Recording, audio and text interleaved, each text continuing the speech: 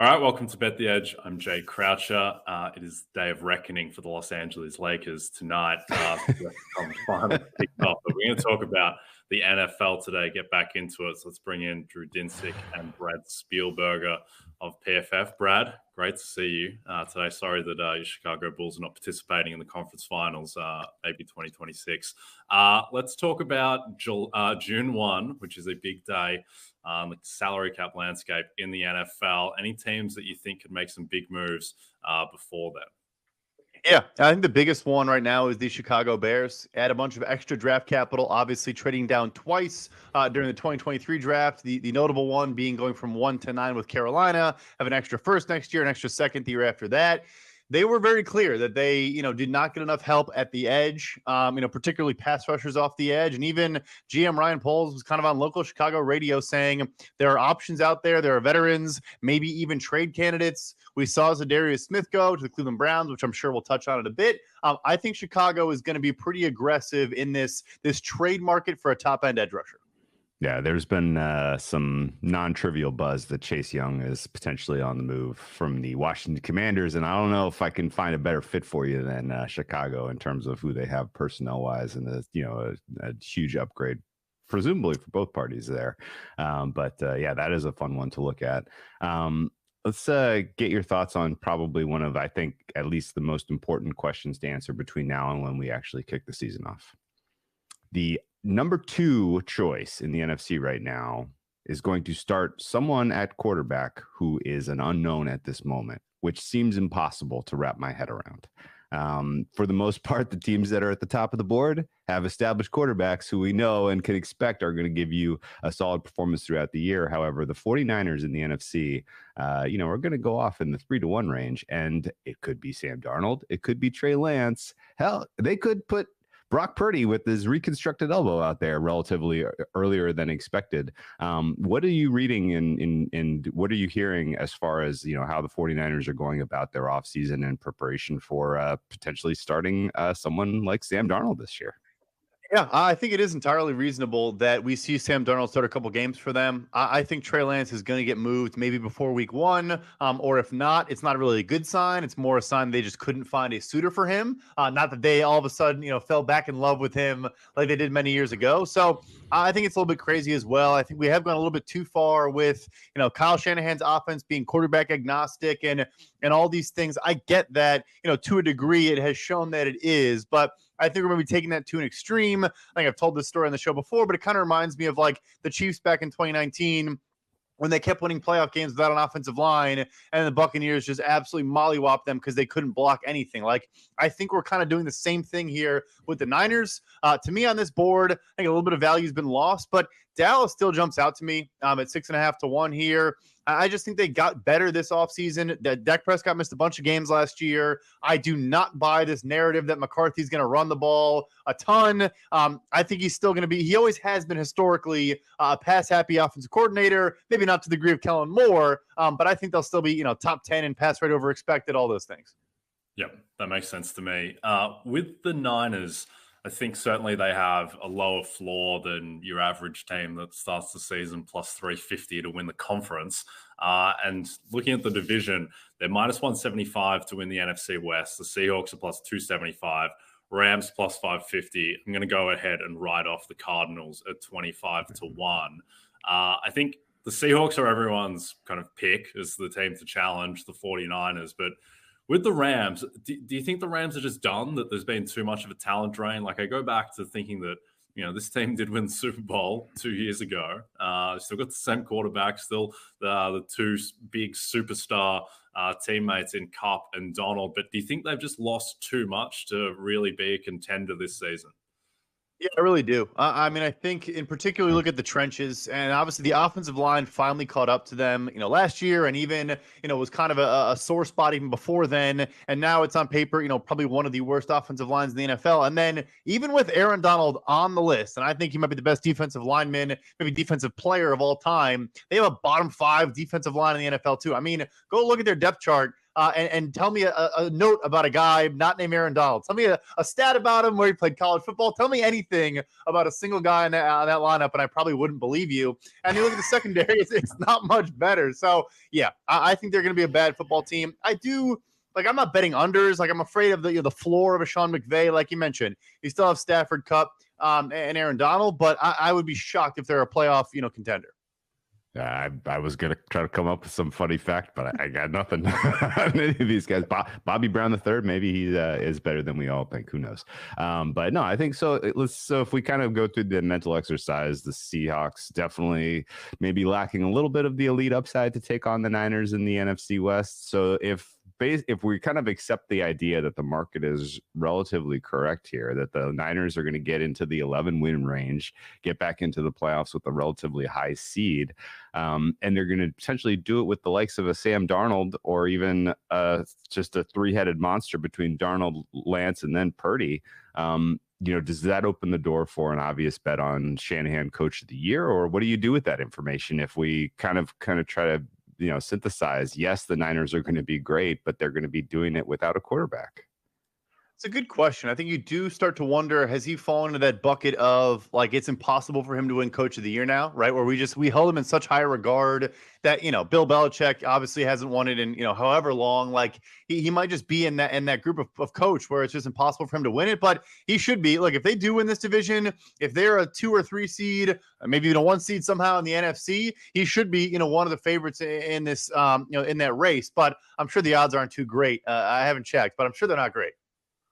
Jeez, still talking about Kyle Shanahan, Coach of the Year. Brad, I'm not sure if I told you before, but I had a monster bet on Shanahan at 40-1 to win Coach of the Year. I really thought he was going to win when the season ended. And then not only did he lose by 3 votes, but on my flight home from Radio Row in Phoenix, I was sitting in the seat behind Brian Daboll, which was a real kick to the teeth. Seems like a lovely man, though, Brian. And, good job by him this season. Shanahan at 30-1, I think that the only way that he could win Coach of the Year is if Sam Darnold is quarterback for a significant chunk of the season, because we've already seen Brock Purdy's Kyle Shanahan Coach of the Year case and it didn't win. So I think that he needs another quarterback off the scrap heap to actually win Coach of the Year. If Sam Darnold ends up starting half the season and then Purdy comes in and they just keep rolling and they go 14-3, which is probably, I think, the bare minimum that he needs to win Coach of the Year, then I can think he can be right there. But go ahead. Have I warmed you up at all on Sam Darnold as comeback play of the year live in the 50-1 range? It's just such a strange market to price because of Damar Hamlin. And I'm in the camp that if he takes a single snap, then he's just gonna win. It's gonna be an Alex Smith type situation where I thought that as soon as Alex Smith took the field, I thought the award was dead. I thought the fact that Alex Smith, after he started that game, I think against the Rams, where Donald sacked him 4 times or whatever, and he threw for 39 yards, Alex Smith was still plus 175 to win comeback player of the year after that. And I thought that was one of the great bets. I think Hamlin, I think he will probably just win. But if he doesn't factor in because he's not playing football, then certainly Sam Darnold could be in the mix. But yeah, it's very strange to think about. It's a very strange award this season. Anyway, before we get into the team that I think is the most compelling in the NFL, at least the highest variance, which is the Cleveland Browns, a reminder to download the RotoWorld app to receive breaking player news all season long. Stay ahead of the competition by favoriting players on your roster, get the latest injury updates, player news, and much more delivered right to your phone. It's available in the App Store today. All right, Cleveland Browns, Brad. I think this team has as much upside as anyone who are in the 16 to 20-1 range to win their conference. Obviously, they make the big trade addition with Zadarius Smith. What do you think of this team's chances to win the division, to make the playoffs, and to contend in the AFC? Yeah, I look at the money, and whenever you have the most expensive roster in the NFL for both this year and next year, you better do something. They need to be, a competitive football team. And that was before they acquired Zadarius Smith. I don't even have his money officially on the books yet, but I think I saw he's going to make about $12 million. So Look, Zadarius Smith had more pressures last year than every non-Myles Garrett pass rusher for Cleveland combined. It is a big addition for them. Yes, he needs to stay healthy, but I think you get him again, just like he was opposite Danielle Hunter. Now he has Myles Garrett. I love in sub packages, we have Agba Okaranko on the outside, probably kicks Zadarius Smith inside on third downs. And those three guys plus Dalvin Tomlinson is a formidable group of pass rushers that will give a guy like a Joe Burrow, like a Kenny Pickett some trouble, in the division itself. So, the Browns are 425 plus 425 on DraftKings. I see the 350 here. I still think that's kind of a bet in this division. It's a gauntlet, but like you said, the upside is so high. Oh boy, this one's tough. Talent, yes. In fact, actually, like a roster that's built to put away a lead, right? Like if these guys ever choke a lead this season, something's gone horribly wrong. They have now an elite pass rush combined with an elite rushing game. Like if they get a 7-point lead on you in the second half of a football game, like you're probably cooked. That said, I'm very concerned about the fit between Watson and Stefanski. I know Stefanski was a guy that we held up pretty high regard, is definitely a guy whose system I think will ultimately succeed in the NFL. But for whatever it's worth, the small sample we got last year, it was oil and water with what Watson was trying to do and what Stefanski was setting him up for. And I don't know that one off season necessarily solves that. And, to me, at least, there are enough other very, very good teams in the AFC North that I worry a bit that if they don't come out of the gate strong, Stefanski finds himself in hot water with this, as you mentioned, most, extremely expensive team.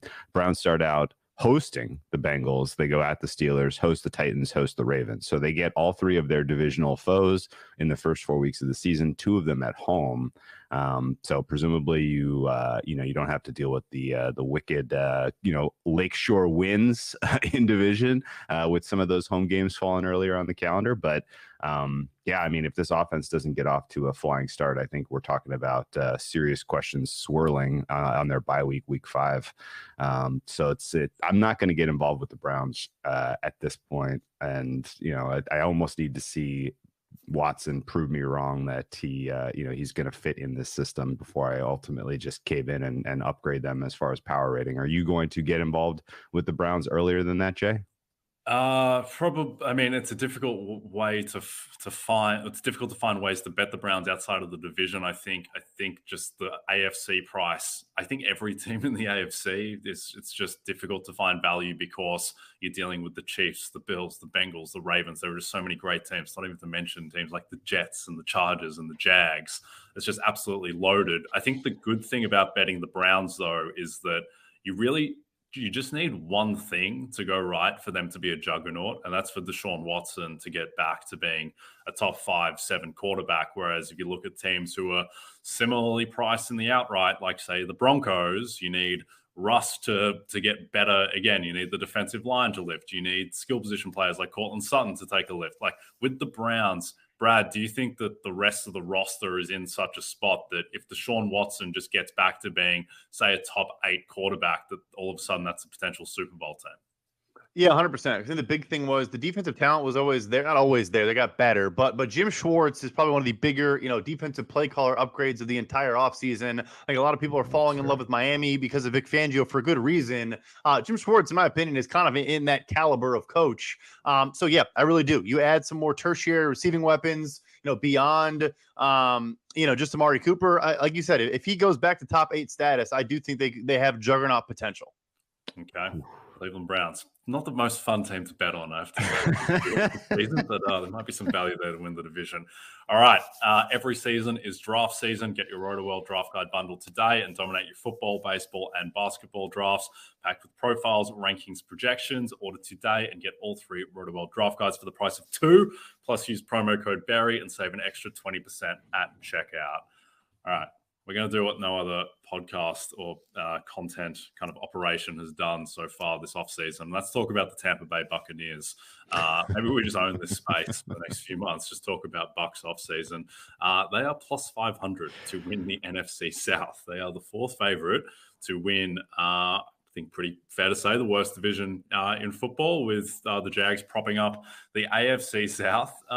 Do you think there's any hope for for this team, Brad? Do you think that there's any chance that, they could be a 9-8 team that contends for the division? Not really. I think the downgrade from Tom Brady to Baker Mayfield or Kyle Trask, whoever it may be, is gigantic. I do think going from Byron Leftwich to a somewhat unknown commodity in Dave Canales at offensive coordinator probably could be an upgrade. I mean, Byron Leftwich was the king of run pass and just didn't even try to score last year, frankly. So, but no, I don't. I mean, they had a lot of injuries. Like, you could point to things. They do have talent. They had a ton of injuries last year, but also like injuries to older players. Like, are Ryan Jensen, Shaq Barrett, those guys going to come back and be great football players? History tells us probably not. So I would say no. I do not have a ton of faith in the Bucs getting back to the playoffs. Yeah, it's the talent is there on defense. There's just the questions swirling about quarterback, and the fact that you even threw as a toss-up between Trask and Baker Mayfield, not a great sign. Yeah, 6.5. This is another one which is tricky because I could see a scenario where the defense is at full strength and the receiving core at full strength, that you have a couple of early season performances that may kind of steer the market to adjust these guys aggressively up. Like, oh yeah, Brady wasn't even that good last year. Everybody's healthy this year. Like, oh yeah, these guys should be power rated as 2-3 points better than average. And then all of a sudden it all comes crashing down as you realize, oh wait, we went to war with Baker Mayfield. But there's enough talent outside of the quarterback position that I don't think you can necessarily completely write them off. And I think their offensive coordinator, a little bit of an unknown. Dave Canales is replacing Byron Leftwich. Byron Leftwich was a big part of the problem last year, from what I could tell you, and I do think that has the potential to be an upgrade. And for what it's worth, as you're looking at these teams and these very uninspiring rosters in the NFC South, you can take a shot and pick a horse against the Saints here and get a pretty decent price in the NFC South. If not the Bucs for you, Brad, then who? I mean, it's weird because there's not really great value anywhere, but honestly, I think the Saints even at plus money, even as the favorite, because if you're basically getting the Saints, two rookie quarterbacks, essentially what Ritter started 4 games last year. And I'm, if you're a Ritter guy that also, I'm not sure I'm the biggest fan. I think he's a solid player, but and then, yeah, we're talking Baker Mayfield, Kyle Trask. So I'm not the hugest Derek Carr guy either. I think their defensive line has issues, but they're plus money in, like you said, the worst division in football. I mean, you just look at the season win totals. Theirs is 2 games ahead at least of every other team in the division. Yeah, it's not a fun one to bet, but I honestly, I think if I had to place a bet, it'd probably be on New Orleans. Oh boy. Yeah, I don't mind. I mean, all these other teams are just so uninspiring, and the thought of riding with Desmond Ritter or a rookie quarterback in Bryce Young or the great Baker Mayfield. What do you think happened to Baker Mayfield, Brad? Because, I mean, his PFF grades, I think, in his first and third seasons were pretty impressive. And, I mean, he came into his 4th year as, I think, like a top 10 favorite to win MVP. And then all of a sudden, the wheels have just fallen off. Do you think it's something physical, mentally, just fallen off a cliff? What's your kind of theory on Baker? I honestly think he just didn't develop touch passing, doesn't know how to, just do a lot of the little nuances of quarterback play. He just throws a laser every single time, puts his entire body into every throw. I think he's a little bit transparent in what he's trying to do. And I don't think it's a mental thing. I think he just that's kind of the skill set you get with him. Yeah, this is probably his last opportunity at a starting gig. And I think it'll be the last one we see him have. Yeah, I was kind of guilty of getting involved in the Baker hype and the Cleveland hype in that season after they win a playoff game in impressive fashion against the mighty Steelers, who ultimately turned out to be not that great. And then they pushed the Chiefs in a game that Patrick Mahomes didn't finish. And then all of a sudden it was like they were getting power rated to the degree that was not sustainable, while at the same time I think you nailed it. The league adapted the defense to take away the one thing that Baker Mayfield was good at naturally, and he never developed the complementary skill set to succeed in an environment where they were, just kind of do the easy stuff, matriculate the ball, don't turn it over, don't take the key sack. And I honestly, going full circle, that's the back of my head. I worry about Watson not being able to kind of adapt to that environment as well, which would be wild of the Browns kind of reliving the same experience twice. But Jay, are you buying into the likes of the Buccaneers at a price like 5-1 to win this miserable division? No, I don't think so. I can't get involved with the Bucs. I was all in on the Baker Mayfield comeback player of the year train last season before the season started, just thinking that we hadn't seen enough bad Baker to write him off, and then we saw enough bad Baker last year to pretty comprehensively write him off. So, no interest for me in the Bucs at 5-1. I think the Falcons are the most interesting team in the division in terms of upside to dethrone the Saints. But I just don't really see the upside in Desmond Ridder either. So maybe they have enough around him, but yeah, not a lot of optimism for them either. Drew, what do you think? I got to ask Brad one more question as our resident roster construction maven. If there's a bunch of talented pieces on this roster that are making some serious money, but the Bucs ultimately are going to be the fourth best team in this division this year, which of these pieces are realistically going to be sought after as like parts for a contender? And, do you think we actually see some attrition on this roster before we even get to week 1? Every time I say this, I get yelled at. I understand he is a fan favorite and a hopefully lifetime Buccaneer. Mike Evans is the most obvious trade candidate in the entire NFL. He's on the last year of his contract. He probably still wants like really top end money. He deserves it, frankly. And they're just like, there's just no reason to keep him around when you can probably get some decent draft capital. And then I think he turns 30 next year. So I'm sure it doesn't happen. I think he wants to just stay in Tampa for his career, but he's like the most obvious trade candidate I've ever seen from a financial standpoint. Yeah, that makes sense to me. Let's get him to Baltimore. Let's get Lamar Jackson another weapon. All right, Brad, thank you so much for joining us. Can you tell people what you're working on at the moment? Yeah, of course. Yeah. So you can find everything of mine on pff.com and on Twitter at PFF_Brad. Finally, the offseason a little bit, mostly working on my short game and off the tee. But all jokes aside, you can also you can see some content coming out. There are still some free agents left out there. So everything roster construction over at PFF. Okay, very good. And good luck to your Bulls. Hope they get Wembanyama tonight. Probably a pretty low chance, but you never know. Good luck. Never know. Cheers. Thanks, Brad. All right, final thoughts, Drew. I've got one to throw at you, actually. A little bet that I've made recently. Sure. So Matt LaFleur, Coach of the Year, is 25-1. They're plus 400 thereabouts to win the division. So about a 20% chance to win the division. And I think that if they win the division, I think that Matt LaFleur is going to get all of the credit for Jordan Love, particularly because he was in the mix for Coach of the Year twice with Aaron Rodgers, the two Rodgers MVP seasons, and he just didn't win because people couldn't separate out, well, is it LaFleur's coaching or is he just have Aaron Rodgers playing quarterback for him? I think if the Packers are good and they have an incredibly easy start to the season with their schedule, they play in a pretty weak division. And I think that you just need, again, it's like the Cleveland thing in terms of them being a contender. You just need one thing to go right for LaFleur, and that's for Jordan Love to be good. And he's probably not good, but I think there is a material chance that he is. Then if he is, I think the rest of the roster, there's still a fair bit of talent there. I mean, this was a team that was, a 1 seed 2 years ago, and was good enough around Aaron Rodgers to get him a couple of MVPs. So do you think that 25-1 is appetizing on Matt LaFleur? 25-1, absolutely. Yeah. No, I think the name of the game for the Coach of the Year market is NFC only. Shop in the NFC only. And pick a team that right now is kind of expected to be in that kind of middle tier miasma that you think could ultimately win their division and get a top 2 seed, because somebody's going to jump up there and get it. The Eagles' schedule extremely tough. Brad brought up the Cowboys being, live. I agree with that. But, oh, man, speaking of Cowboys, what a spot that would have been for Mike Evans instead of Brandon Cooks. Like, holy smokes, that's much better offense if they went in that direction. Anyway, the schedule for all of the NFC East teams is extremely tough. If the Eagles get the 1 seed again in the NFC, I'll be blown away. If somebody in that kind of mix who's expected to be a 500 team leaps up and takes a 1 or 2 seed in a very winnable NFC, then that's your Coach of the Year favorite for the balance of the season. And Mike LaFleur and Green Bay, I think, definitely have that potential.